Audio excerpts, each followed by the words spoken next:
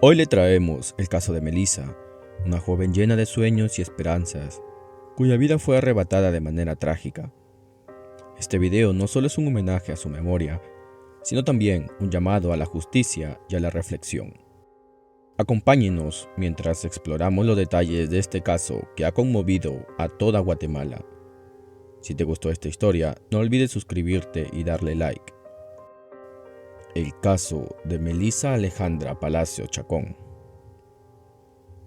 Melissa Alejandra nació el 15 de noviembre de 1999 en el municipio de San José, departamento de Zacapa, Guatemala.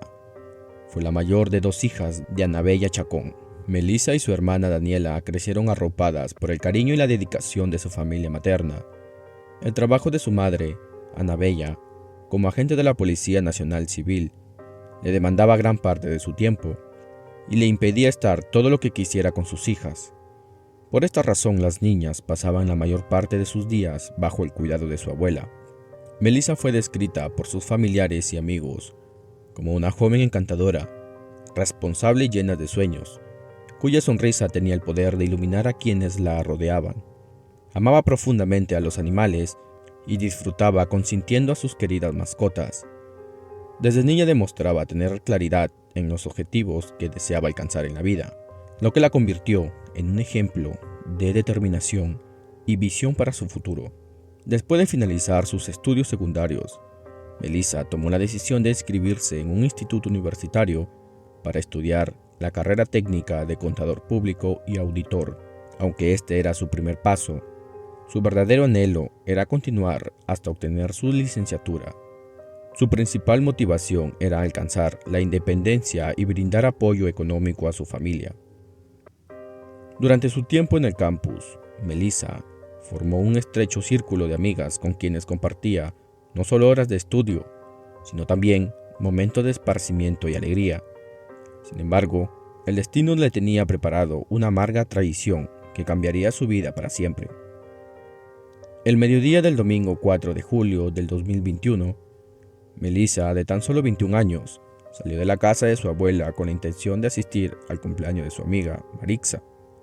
Antes de partir, su madre, Anabella, preocupada por la seguridad de sus hijas al viajar en autobús, le preguntó cómo llegaría al lugar. Melissa le aseguró que una amiga la recogería y la llevaría de vuelta, lo que la tranquilizó a su madre. Melissa se dirigió al almuerzo que organizaba su amiga, y el día transcurrió con normalidad hasta que alrededor de las 5 de la tarde, Anabella comenzó a preocuparse por la ausencia de su hija. Intentó comunicarse con ella a través de su móvil, pero sus llamadas eran reenviadas y sus mensajes no obtenían respuesta. Finalmente decidió llamar a Marixa para averiguar si Melissa seguía en su casa. La respuesta que recibió la dejó helada.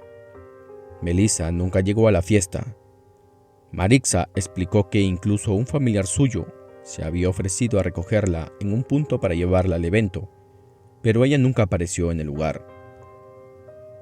En ese instante, la preocupación de Anabella se transformó en una angustia profunda, llevándola a acudir al Ministerio Público para denunciar la desaparición de su hija. Esa misma noche se activó la alerta Isabel Claudina, un mecanismo utilizado en Guatemala para la búsqueda de mujeres desaparecidas. Paralelamente, familiares y amigos de Melissa se movilizaron por las calles con la esperanza de encontrarla. Sin embargo, la mañana del lunes 5 de julio, las autoridades realizaron una llamada devastadora. Habían encontrado el cuerpo de sin vida de una mujer cuyas características coincidían con las de Melissa. Anabella, junto a otros familiares, se dirigió de inmediato a un área boscosa cerca de un camino de terracería, donde recolectores de leña habían reportado el hallazgo. Al llegar, encontraron a los bomberos municipales trabajando en la recuperación del cuerpo. Según el informe de los bomberos, la víctima presentaba signos de violencia y se sospechaba que había sido golpeada con rocas. Aunque el cuerpo fue cubierto al ser extraído de la zona, bastó una mirada a los zapatos y al vestido que sobresalía de la mortaja para que Anabella confirmara, entre desgarradores sollozos, que se trataba de su hija Melissa. El martes 6 de julio, la autopsia realizada por expertos del Instituto Nacional de Ciencias Forenses reveló que Melissa había fallecido debido a golpes en la cabeza. Su rostro estaba gravemente desfigurado y se descartó cualquier indicio de agresión sexual. Durante el velorio, llevado a cabo ese mismo día en la casa familiar, los seres queridos y amigos de Melissa exigieron justicia y pidieron a las autoridades que esclarecieran el caso con urgencia. En respuesta, el Ministerio Público envió un equipo especializado en feminicidio para liderar las investigaciones. Los fiscales acudieron a las comunicaciones de Melissa el día de su desaparición y encontraron un audio que llamó su atención. En una nota de voz, enviada a una amiga alrededor de la 1 de la tarde, Melissa mencionaba que iba a llegar tarde al cumpleaños de Marixa. Explicó que estaba con una amiga y que había tenido un percance en el camino debido a un neumático pinchado. Según las investigaciones, este audio fue enviado poco antes de que Melissa fuera brutalmente atacada y asesinada. El miércoles 7 de julio, Melissa fue despedida en el cementerio local, donde decenas de personas se reunieron para acompañar su féretro en su último viaje. Vestidos de blanco y llevando flores y globos del mismo color, los asistentes expresaron su profundo dolor y reiteraron su exigencia de justicia para que los responsables de su asesinato fueran identificados y castigados. La investigación dio un giro significativo cuando las grabaciones de cámara de seguridad revelaron que María Fernanda Bonilla Archila, una antigua amiga de Melissa de 20 años, y su guardaespaldas José Marroquín Ovalle, de 27, habían pasado a recogerla al mediodía de aquel domingo. María Fernanda, piloto de aviación e hija de la empresaria y ex candidata a la alcaldía Flor de María Bonilla, había ganado reconocimiento un año antes por participar en operaciones de ayuda durante un desastre natural, lo que le valió ser considerada una heroína. Aunque algunas fuentes sugirieron que Melissa y María Fernanda existía una relación más allá de la amistad, ni la familia ni las autoridades confirmaron esta versión. También se planeó la hipótesis de que María Fernanda mostraba un interés especial por Melissa, pero que este no era correspondido. El análisis del teléfono de Melissa reveló que su última llamada, el día de su desaparición, fue a María Fernanda. Las imágenes de seguridad permitieron reconstruir el recorrido de los sospechosos, quienes llevaron a Melissa a otro municipio y pasaron más de 3 horas desplazándose por la zona, antes de detenerse en el área boscosa, donde su cuerpo fue encontrado. Según la fiscalía, durante ese tiempo, Melissa fue brutalmente golpeada hasta la muerte. En su intento de defenderse, sus agresores utilizaron una roca para acabar con su vida y luego abandonaron su cuerpo en el lugar. Durante el tiempo que Melissa estuvo desaparecida, los familiares recordaron que María Fernanda se había comunicado con ellos, ofreciendo incluso un helicóptero para ayudar en la búsqueda. Sin embargo, semanas después del hallazgo del cuerpo, el jueves 25 de agosto, la policía ejecutó órdenes de captura contra María Fernanda y José Luis. En el operativo, María Fernanda fue abordada por la prensa y afirmó que Melissa había sido su compañera de estudios. Al ser cuestionada sobre su ausencia el viernes 20, cuando se intentó cumplir la orden de captura, explicó que su trabajo como piloto la mantenía constantemente en movimiento. Se negó a dar más detalles, asegurando que hablaría únicamente ante el juez y que aclararía muchas situaciones, insinuando que otras personas también estaban implicadas. En la audiencia celebrada el 9 de septiembre, el Ministerio Público anunció que María Fernanda y José Luis fueron ligados a proceso por su presunta implicación en el asesinato de Melissa. El juez otorgó un plazo de 3 meses a la Fiscalía especializada en delitos de feminicidio para cumplir las investigaciones. Durante este tiempo, ambos sospechosos fueron enviados a prisión preventiva, considerados los principales responsables del atroz crimen. Aunque entregaron sus teléfonos celulares al momento de la captura, el análisis forense reveló que había borrado la mayor parte de la información almacenada en los dispositivos. Sin embargo, los peritos lograron recuperar fragmentos de mensajes intercambiados entre los acusados en la madrugada del 4 de julio, donde aparentemente discutían un plan para llevar a Melissa a un lugar apartado y asesinarla a golpes. El caso recibió una gran cobertura mediática a nivel local y nacional. y el 7 de diciembre del mismo año, el juez a cargo generó controversia al modificar la clasificación del delito de asesinato a homicidios en estado de emoción violenta para María Fernanda y a encubrimiento propio para José Luis. Este cambio redujo significativamente la posible condena, pues según la legislación guatemalteca, el homicidio en estado de emoción violenta conlleva penas de entre 5 y 8 años de prisión, mucho más leves que los hasta 20 años que podría significar un cargo de asesinato. Además, pruebas fundamentales como los chats recuperados fueron excluidos del expediente. La decisión provocó indignación entre los familiares y amigos de Melissa, quienes protestaron afuera del tribunal. La manifestación derivó en un enfrentamiento con agentes de policía y lamentablemente Anabella Chacón, la madre de Melissa, y otros manifestantes resultaron heridos al ser arrollados por una radiopatrulla. La familia de Melissa denunció irregularidades en el caso, señalando posible tráfico de influencias y sobornos en la actuación del juez, a quien también acusaron de corrupción.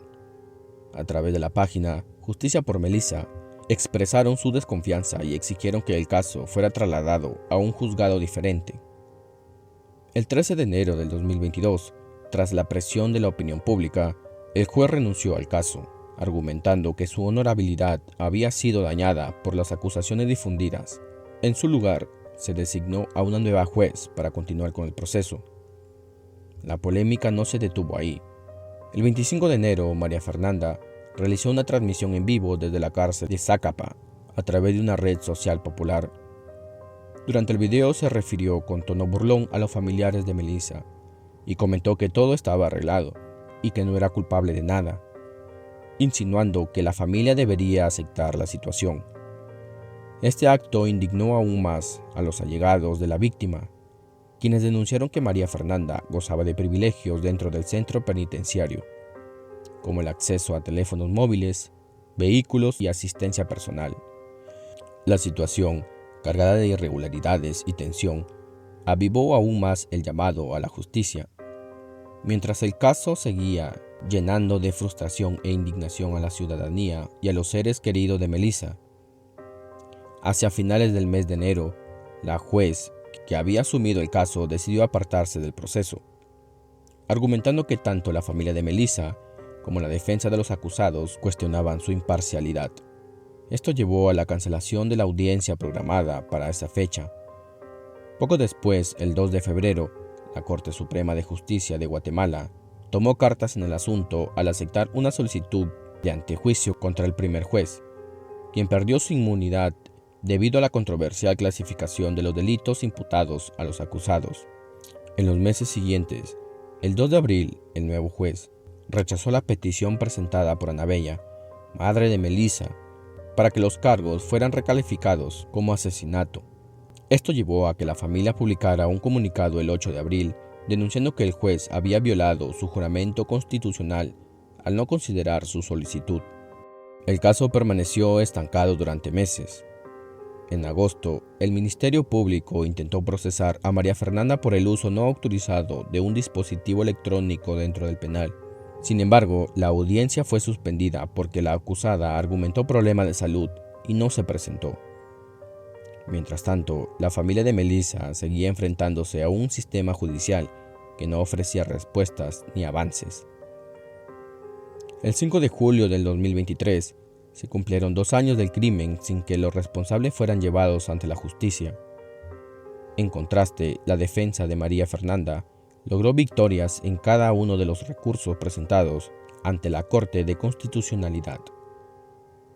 Los derechos de la acusada continuaban siendo protegidos mientras la familia de Melissa denunciaba la falta de interés por garantizar los derechos de la víctima. Incluso hubo decisiones controvertidas en favor del primer juez del caso, como el amparo otorgado el 8 de septiembre, que anulaba la pérdida de inmunidad previamente dictada. Esto llevó a la familia y a sus abogados a apelar el fallo ante la Corte Suprema de Justicia. El 23 de diciembre, el máximo tribunal confirmó unánimemente el retiro de inmunidad del juez. A lo largo del 2024, el proceso continuó siendo obstaculizado por recursos legales interpuesto por la defensa de los acusados. Ante esta situación, la familia y amigos y compañeros de Melissa organizaron manifestaciones para mantener vivo el caso y evitar que quedara en el olvido. El Ministerio Público solicitó que el caso fuera trasladado a un juez de mayor riesgo en la capital, citando intimidaciones y falta de imparcialidad en el proceso. Sin embargo, en enero del 2025, la Cámara Penal de la Corte Suprema rechazó la solicitud. Los abogados de los acusados pidieron entonces que se aceptaran cargos conmutados por delitos menos graves, porque podría llevar a una reducción de pena y su liberación casi inmediata. El 12 de marzo de 2025, el caso volvió a captar la atención pública en Guatemala cuando se programó la audiencia intermedia del proceso penal contra María Fernanda y José Luis. Se consideraba una etapa decisiva, pues si el Ministerio Público no lograba presentar pruebas contundentes, los acusados podrían salir favorecidos. Sin embargo, la audiencia fue suspendida por una recusación presentada contra el juez por los abogados del Instituto de la Víctima. Según ellos, la defensa de los acusados había cometido irregularidades en audiencias previas, lo que generó un conflicto procesal que mantuvo el caso en incertidumbre. Este mecanismo legal, que busca separar a un juez del caso ante la sospecha de falta de imparcialidad, debe resolverse antes de programar la audiencia inmediata. En esta audiencia se definirá si el proceso avanzará a juicio y cómo se calificará el delito. Según los abogados del Instituto de la Víctima, aunque el juez aceptó parcialmente la recusación, lo hizo sin efecto suspensivo, lo que implica que otro juez del mismo tribunal podría realizar la audiencia en los próximos días y evaluar la solicitud de la defensa para que los acusados sean liberados. En respuesta, el Instituto de la Víctima pidió que el proceso fuera remitido a la Sala de la Corte de Apelaciones para que esa instancia decidiera quién continuará a cargo del caso. Entretanto, la jornada estuvo marcada por varios episodios controvertidos. Uno de ellos fue el operativo de seguridad en torno a los acusados. En particular, María Fernanda, quien llegó escoltada por seguridad privada y portando un chaleco antibalas. Quienes estaban fuera del tribunal exigiendo justicia, principalmente familiares de Melissa y activistas, denunciaron que algunos miembros del grupo armado que acompañaba a la acusada lo amenazaron.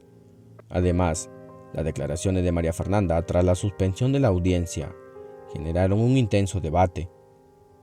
Estas fueron ampliamente difundidas por la prensa y recibieron numerosas críticas en redes sociales. Muchos internautas calificaron la actitud de María Fernanda como arrogante y ofensiva. La indignación llevó a varios usuarios a expresar públicamente su deseo de que, si se demuestra su culpabilidad, reciba un castigo ejemplar.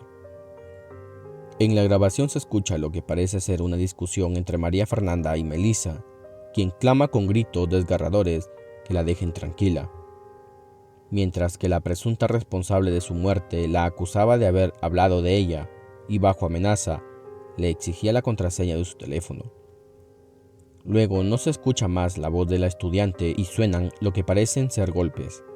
Hasta el momento de la investigación para este video en marzo del 2025, el caso seguía sin resolverse.